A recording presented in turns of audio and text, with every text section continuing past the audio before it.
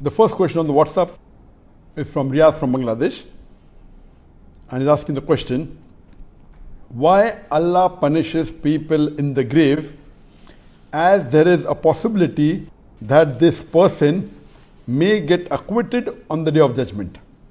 Similarly, a person who is not punished in the grave may be found to be guilty on the Day of Judgment. The question posed by Riyaz is that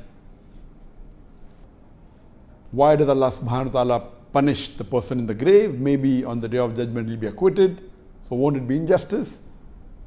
And maybe you may not punish a person in the grave and he may be held responsible on the Day of Judgment. So isn't this wrong?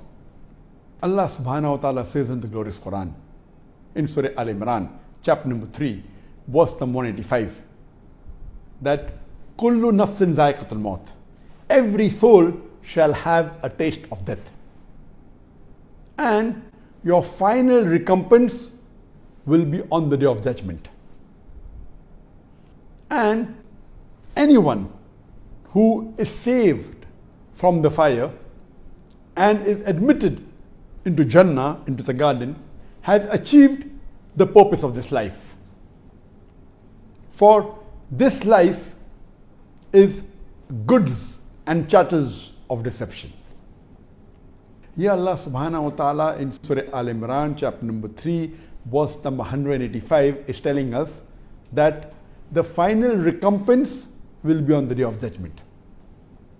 That means the final hisab kitab, the final tally of the reward and punishment will be on the Day of Judgment. That means if you have to get a reward, you may get part in this dunya, in this world, part in the grave, part in the hereafter.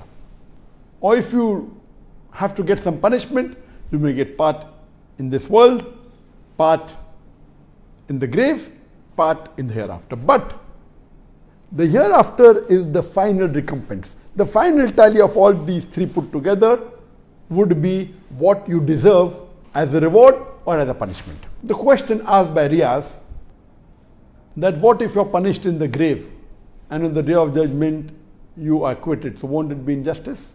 Or if you're not given a punishment in the grave and you're held responsible on the Day of Judgment, won't it be wrong?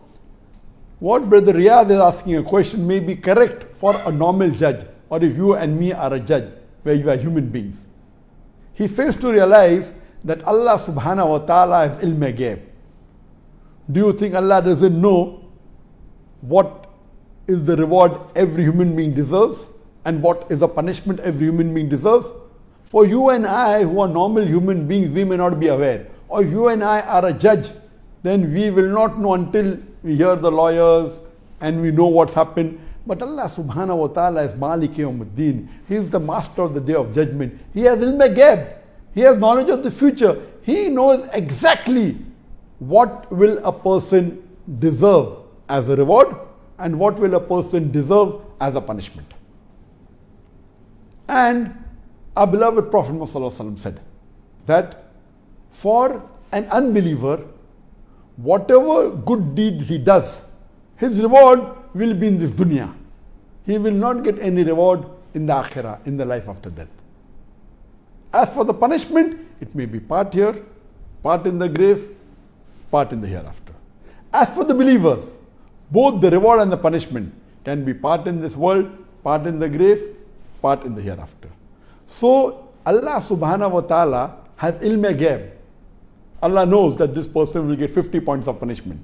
So he may give 10 points in this world, 20 points in the grave, and maybe 20 points in the akhirah. It cannot be possible that a person receives 10 points punishment and Allah will give 20 points punishment in the grave. It's impossible. Allah has ilm ghaib. He has knowledge of the future. He cannot do such a thing. You and I as a human being can do that. So this question is logical for a human being, but not for Allah subhanahu wa ta'ala. Because he has ilm ghaib, he knows exactly what is the total punishment every human being will deserve, what is the total reward that he'll deserve, and all these three put together is the total punishment he deserves. And that's the reason it's mentioned in the Quran that on the Day of Judgment, no one will object to the justice of Allah subhanahu wa ta'ala. neither the Muslims, neither the non-Muslims. Even the kafir, even the unbelievers, even the non-Muslims who would be put in the hell, they will never say that they have got injustice. They will only ask Allah that why don't you give us one more chance? And Allah will say, it is too late. This was, in brief, the answer to the question.